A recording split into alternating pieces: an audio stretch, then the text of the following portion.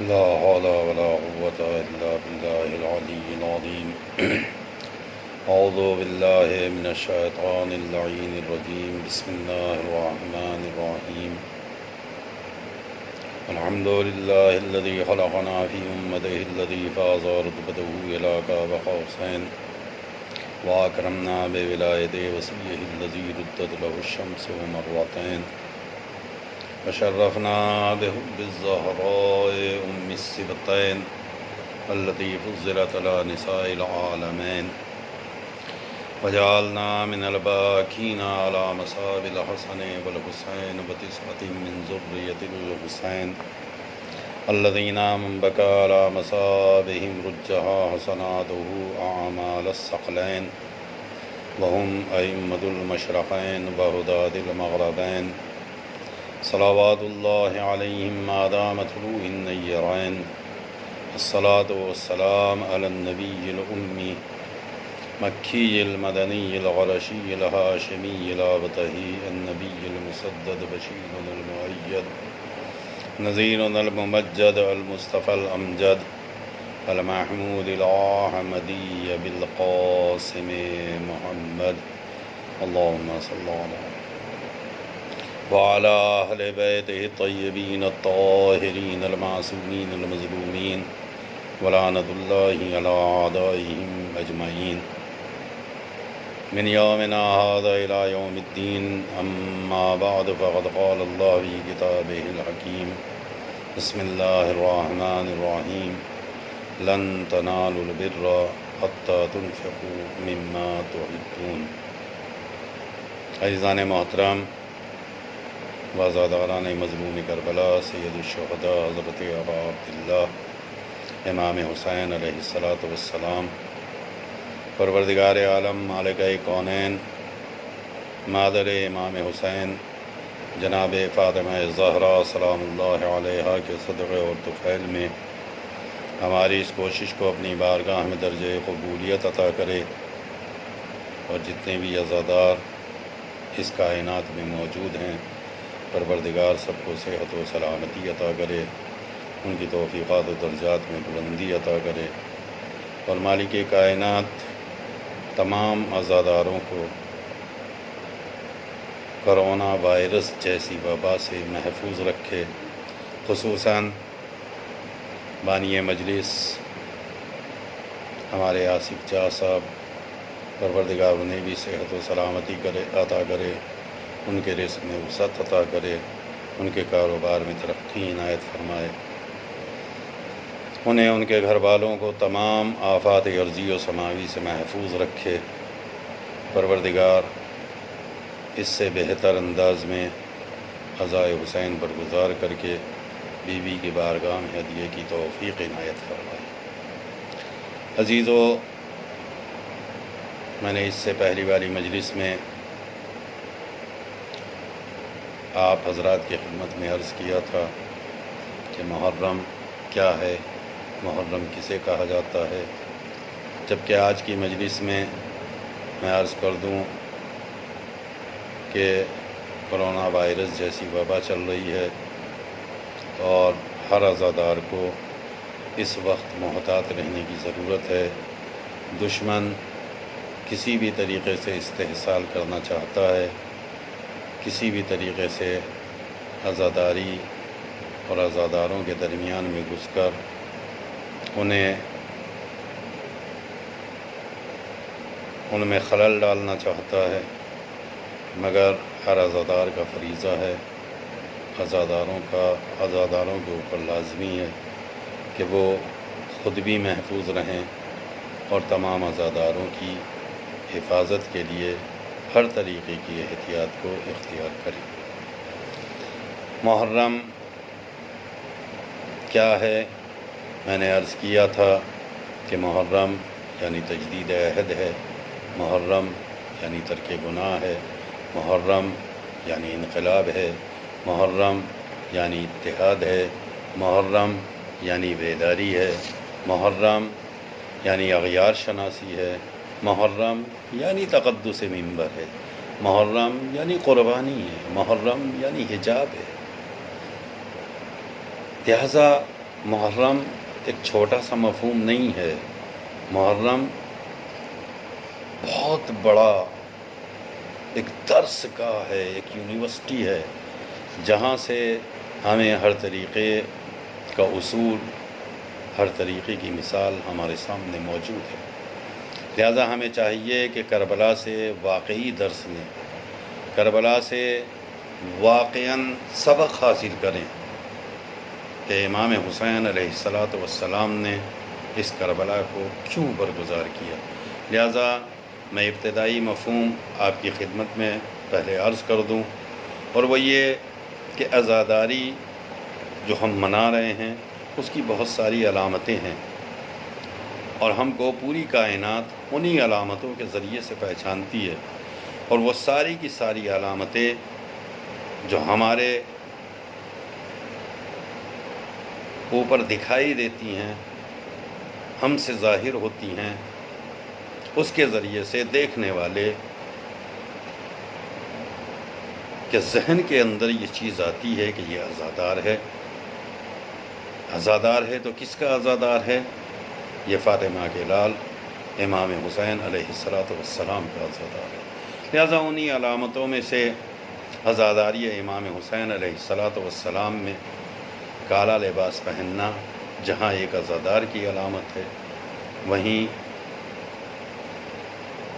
مولائے کائنات علی ابن ابی طالب علیہ السلام کے چاہنے والے اور ان سے محبت کرنے والے کی علامت بھی بنا ہوا۔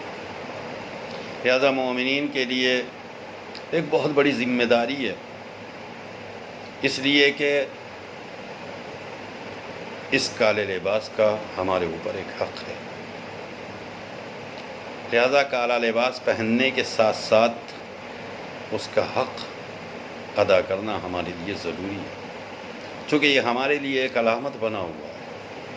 یہ کالا لباس ہماری عزاداری کی علامت ہے، ہمارے عزادار ہونے کی علامت ہے۔ سب سے پہلے ہمیں یہی جاننا ضروری ہے کہ کالا لباس پہننے کا مطلب کیا ہے۔ اگر ہم کالا لباس پہن کے آگے بڑھ رہے ہیں، اگر ہم کالا لباس پہن کر امام حسین کا نام لے رہے ہیں، اگر ہم کالا لباس پہن کے لبیک یا حسین کا نعرہ لگا رہے ہیں، تو اس کالے لباس کے اندر ہے کیا؟ کس چیز کی علامت بن گیا ہے؟ کالا لباس اصل میں ہمارا لباس عزا ہے، پیراہن عزا ہے، غم کا پیراہن ہے لباس۔ کالا لباس یعنی حالت غم ہمارے اوپر طاری ہے۔ ہم کالا لباس پہن کے اس بات کا اظہار کر رہے ہیں کہ ہم غم کے عالم میں ہیں، ہمارے اوپر غم طاری ہے۔ کالا لباس ایک سوگ کا سما ہے، کالا لباس یوں ہی نہیں ہے۔ کالا لباس یعنی ہم سوگ کے عالم میں ہیں۔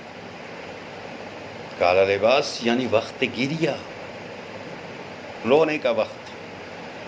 ہم کالا لباس پہن کے پوری کائنات کے اوپر یہ اظہار کر رہے ہیں کہ یہ ہمارے لیے وقت گریہ ہے، ہم غم کے عالم میں ہیں، ہم نے لباس غم پہن رکھا ہے، پیراہن غم پہنے ہوئے ہیں۔ کالا لباس یعنی حزن و ملال، کالا لباس یعنی استعارۂ حریت، یہ پیغام آزادی ہے، آزاد لوگوں کا لباس ہے کالا لباس، پیغام حریت ہے، استعارۂ حریت ہے یہ۔ کالا لباس یعنی ایک مضبوط ارادہ، کالا لباس یعنی مظلومیت کی پکار، کالا لباس یعنی حسینی شعار، کالا لباس یعنی یزیدیت کو للکار۔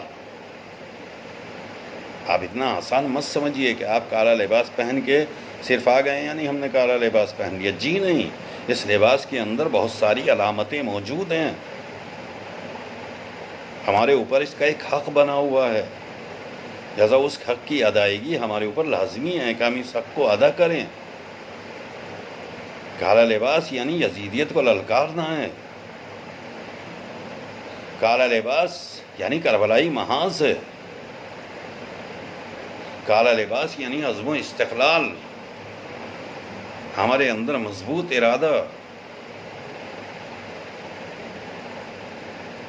مطلب کیا ہے اس کالے لباس کا؟ کالا لباس یعنی نماز، کالا لباس یعنی روزہ، حج، زکوٰۃ۔ کالا لباس یعنی کیا مطلب؟ ماتم، گریہ، سوگ۔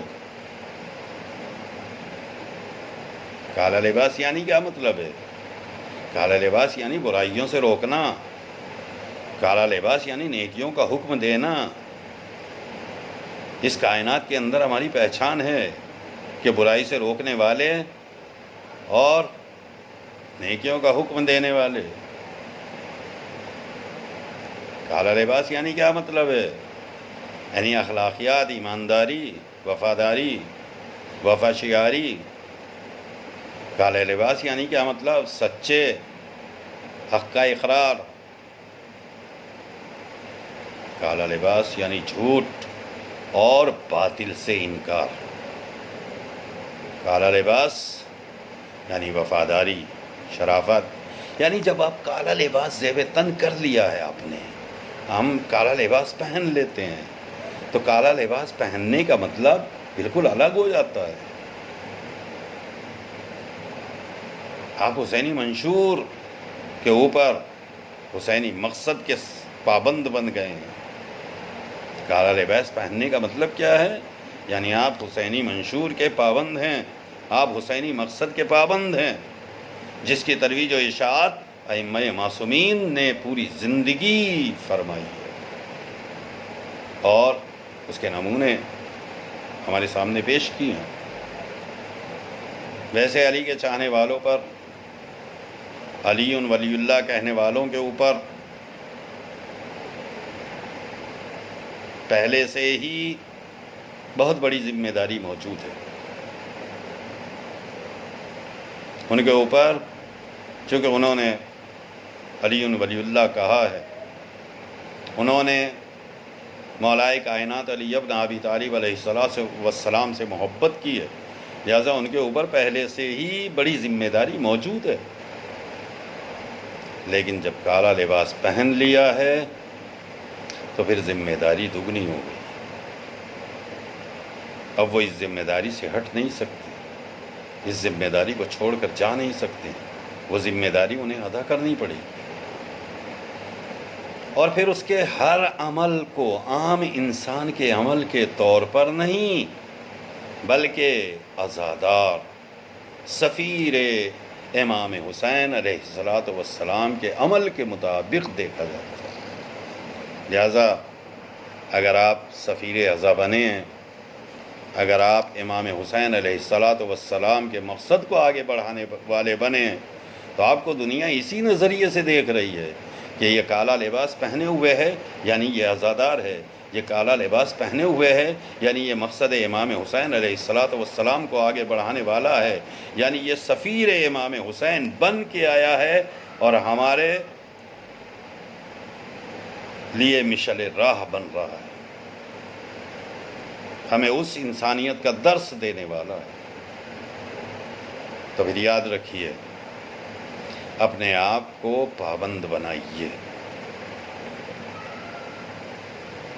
اپنے آپ کو پابند بنائیے۔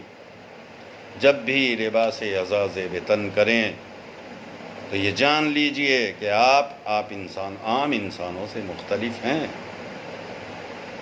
اب آپ انسانوں کی طرح نہیں رہ گئے،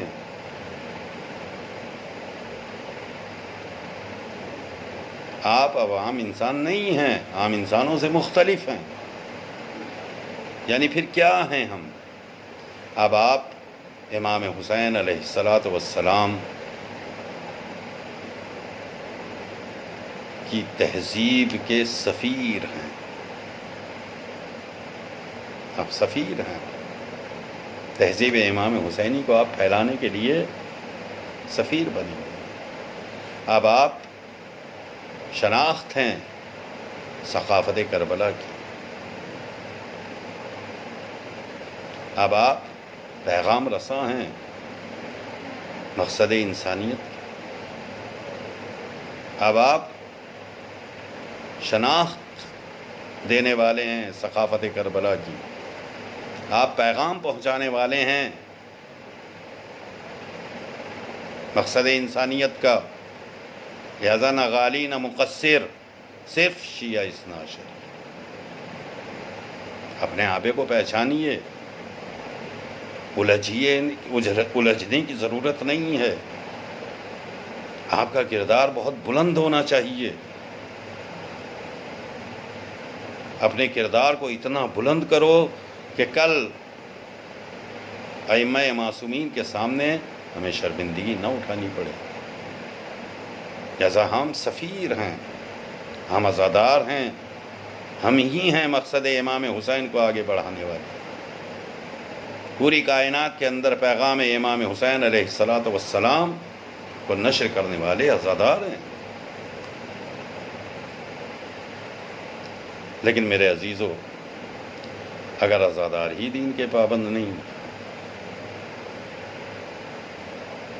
اگر عزادار ہی شریعت کے پابند نہیں، اگر عزادار ہی شریعت کی پابندی نہیں کر رہے، تو پھر یہ مقصد حسین کو آگے کیسے بڑھائیں گے؟ آپ بھی جانتے ہیں، مجھے بھی معلوم ہے، تاریخ میری نگاہوں کے سامنے ہے۔ جہاں تک میرا اپنا علم ہے، میں ایک چھوٹی سی روایت آپ کے سامنے پیش کر دوں، اور شاید آج کی مجلس میں بس اتنا ہی پیش کر سکوں، اس سے زیادہ آپ کے سامنے پیش نہ کر سکوں۔ تفسیر عیاشی اور ثواب الاعمال میں ایک چھوٹی سی تحریر موجود ہے، ایک چھوٹی سی روایت موجود ہے، اور وہ روایت ایک بے نمازی کی ایک عجیب سی داستان ہے، ایک عجیب سا واقعہ ہے۔ شاید میرے سننے والے متوجہ ہو جائیں۔ روایت میں ہے کہ رسول اکرم حضرت محمد مصطفیٰ صلی اللہ علیہ وآلہ وسلم کی خدمت میں ایک شخص آیا، اور آنے کے بعد اس نے اپنی تنگ دستی اور اپنی اسوہ حالی کی، اپنی فقیری کی شکایت کی کہ بہت زیادہ تنگ دست ہوں، میرا رزق بہت تنگ ہو گیا ہے، میرے اوپر فقر کا عالم ہے، میرے اوپر غربت کا عالم ہے۔ نبی نے ارشاد فرمایا کہ ممکن ہے کہ تم شاید نماز کو اس کے وقت کے اوپر انجام نہیں دیتے۔ اس نے عرض کی، یا رسول اللہ، میں اپنی تمام نمازوں کو وقت کے اوپر آپ ہی کی قیادت میں انجام دیتا ہوں، باجماعت ادا کرتا ہوں۔ یا رسول اللہ، میں آپ کے ساتھ جماعت پڑھتا ہوں، آپ کی قیادت میں اپنی نمازوں کو باجماعت انجام دیتا ہوں۔ تو نبی نے عرض کیا کہ ممکن ہے اگر تم میری قیادت میں میرے ساتھ باجماعت نماز ادا کرتے ہو تو ممکن ہے کہ تمہارے گھر کے اندر کوئی بے نمازی موجود ہو سکتا ہے تمہارے گھر کے اندر کوئی بے نمازی ہو۔ اس نے کہا، یا رسول اللہ، میرے گھر میں سب نماز پڑھتے ہیں، اور میں جب تک سب کو نماز کے لیے کھڑا نہیں کر دیتا تب تک اپنے گھر سے باہر قدم نہیں رکھتا۔ تو نبی نے ارشاد فرمایا کہ ممکن ہے کہ تمہارا پڑوسی کوئی بے نمازی ہے۔ اب آپ تصور کریں یہاں سے کہ اسوہ حالی اور تنگ دستی کب آتی ہے؟ جب ہم نماز سے غافل ہو جائیں، یا ہمارے گھر کے اندر بے نمازی افراد موجود ہوں۔ حد ہے، نبی نے اب جو تیسرا جملہ کہا وہ بڑا عجیب تھا کہ ممکن ہے تمہارے پڑوسیوں میں کوئی بے نمازی ہو۔ اس نے کہا، یا رسول اللہ، بے شک مجھے یقین ہے وہ سب نمازی ہیں، سب نماز پڑھنے والے۔ کہ اسی وقت جبرائیل امین نازل ہوئے اور عرض کی، اے رسول خدا، فلاں جنگل میں ایک بے نمازی مر گیا تھا، فلاں جنگل میں ایک بے نمازی مر گیا۔ ایک کوے نے اس بے نمازی اور اس تارک الصلاۃ کی ایک چھوٹی سی ہڈی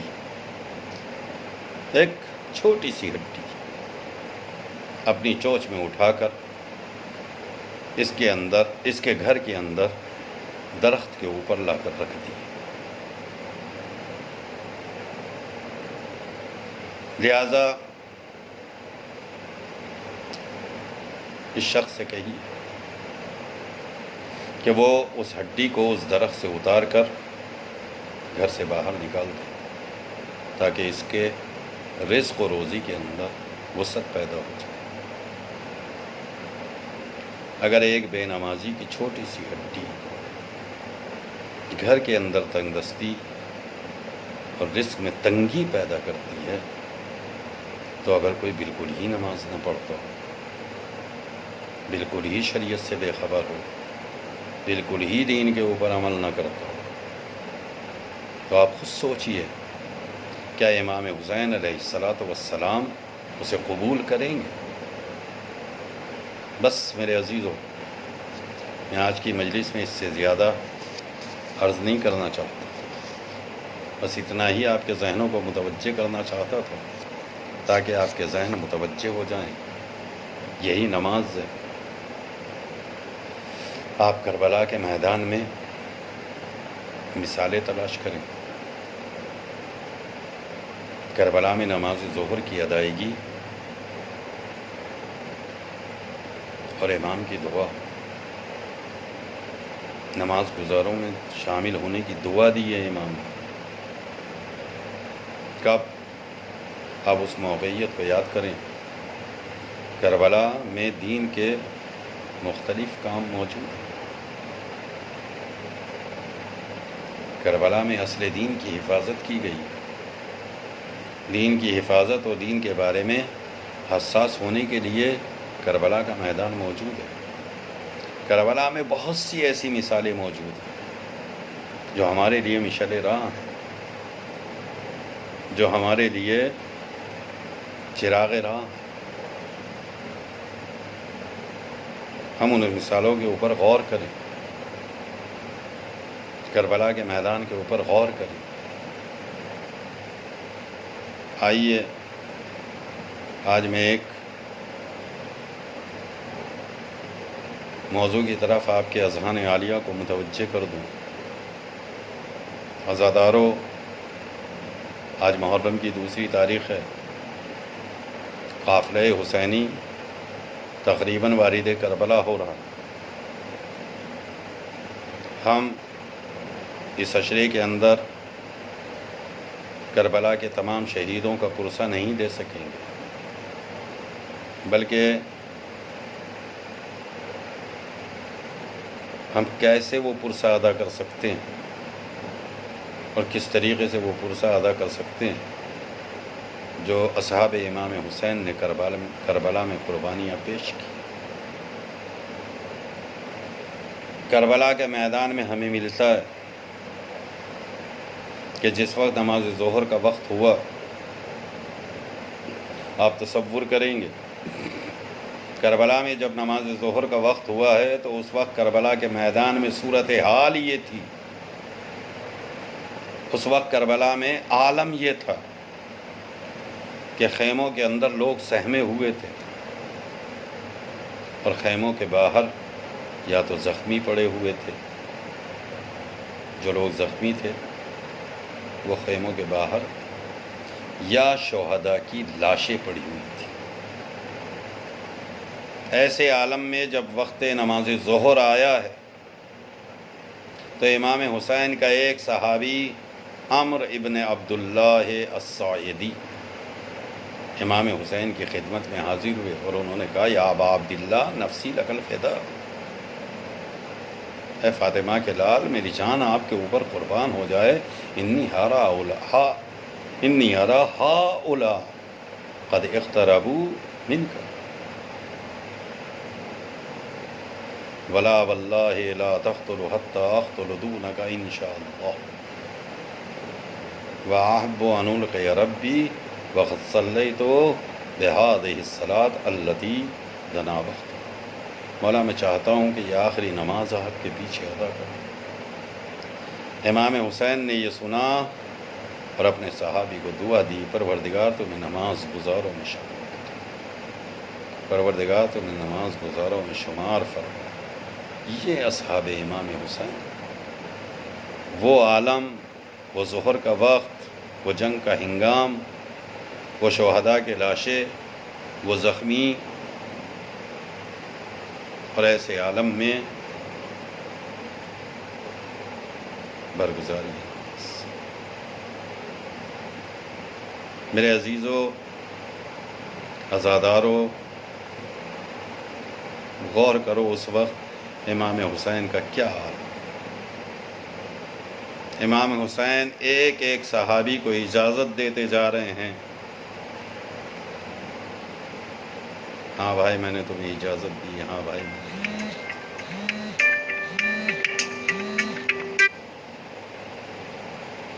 یہاں تک کہ امام حسین کا ایک ایک ساتھی کربلا کے میدان میں شہید ہو گیا۔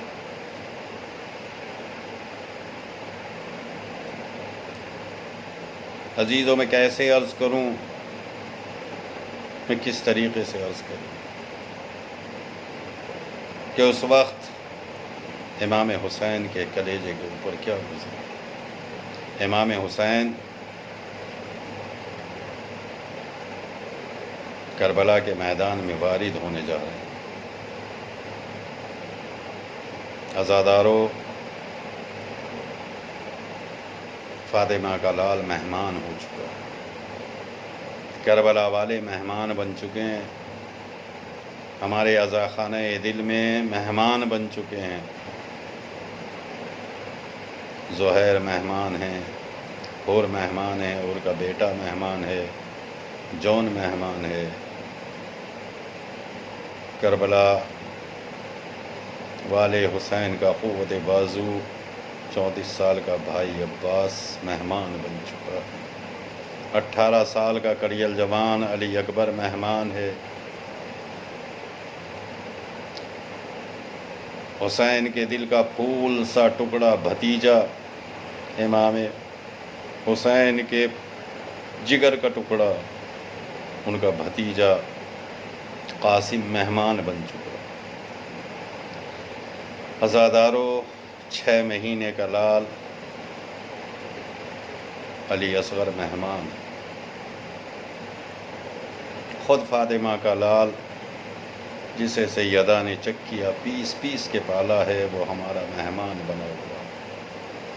اے امام حسین، ہم آپ کو ویسا پرسہ تو نہیں دے سکے جیسا پرسہ دینے کا حق ہے، مگر جتنی بھی عزاداروں میں طاقت ہے، جتنی بھی عزاداروں میں توانائی ہے، مولا آپ کو پرسہ دے رہے ہیں۔ اور تنہا یہ لوگ مہمان نہیں ہیں، ایک اور دکھیاری ماں ہے، جب سے حسین نے مدینہ چھوڑا ہے، وہ دکھیاری ماں اپنا مزار چھوڑ کے اس قافلے کے پیچھے پیچھے کربلا کے میدان تک چلی آئی ہے۔ میرے لال، اگر تو مدینہ چھوڑ کر جا رہا ہے تو سیدہ اپنا مزار چھوڑ رہی ہے۔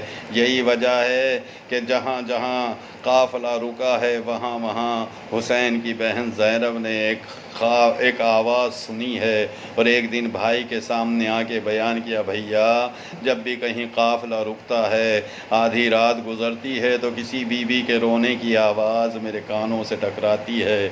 جناب امام حسین نے کہا، بہن کیا ہوا، جو رو رہی ہے اسے رونے دو۔